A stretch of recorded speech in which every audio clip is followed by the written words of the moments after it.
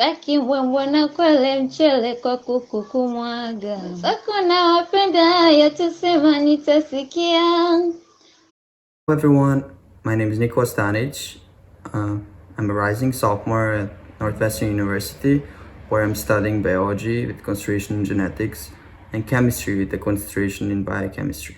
I'm from Montenegro, a very small country in Europe. The country is so small that it doesn't even have 1 million people in it. I would like to tell you a bit more about myself and my country because I think that you might find yourself in certain elements of the story. The country I'm from has a lot of smart students. A lot of them excel in STEM areas and have very big dreams, like many of you. But I feel that my country also has a lot of problems.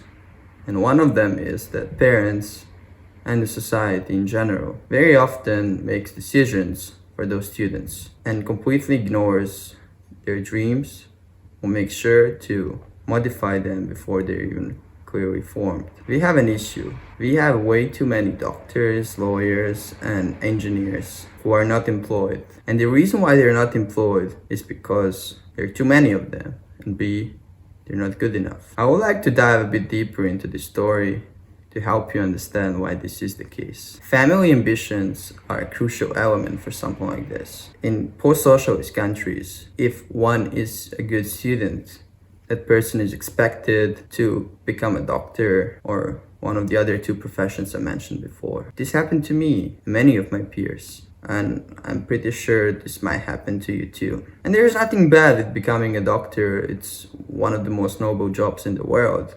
But the problem arises when a person who shouldn't be a doctor becomes a doctor and someone's life gets lost. I personally was very interested in STEM from a very early age. I engaged in various school competitions in biology and chemistry. I liked math and I did everything I could to learn more, constantly learning various encyclopedia. Through my work and a bit of luck, I managed to first secure a place in the UK in a boarding school. And after that, here at Northwestern. All of that wasn't possible through my family. They weren't able to financially support my studying, but my hard work paid off and I'm on a path to become a future scientist. How did this all happen? I believe that my career and dreams weren't predetermined. Maybe I was lucky, but I certainly did engage in a bunch of volunteering opportunities, internships, and summer camps. All of these helped me to see which are the areas of intellectual endeavor worth pursuing for me personally. Because no matter how great certain sciences are, I simply wasn't interested enough. I couldn't write a good essay or paint a good painting. But I was good enough to solve a few differential equations. And all of this made me realize that if I was to do medicine, I wouldn't be a good doctor. There are a few elements that I couldn't relate to, and one of them was binding to individual patient.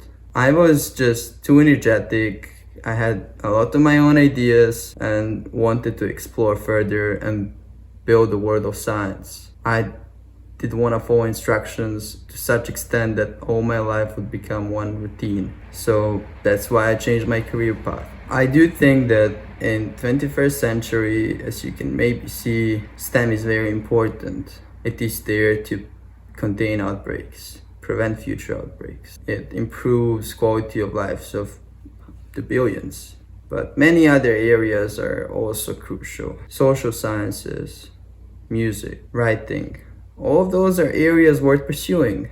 And the only way how I was able to realize that I wanted to be a scientist in natural sciences was through trying all these different other areas and seeing that I didn't want to pursue them. You can't know that you don't want to do something if you don't try it. This applies quite well to academics. So I would like to tell you all to be inquisitive, ask questions, mostly yourself, challenge your views, learn every day. Maybe you don't want to be a lawyer or a pilot or an engineer.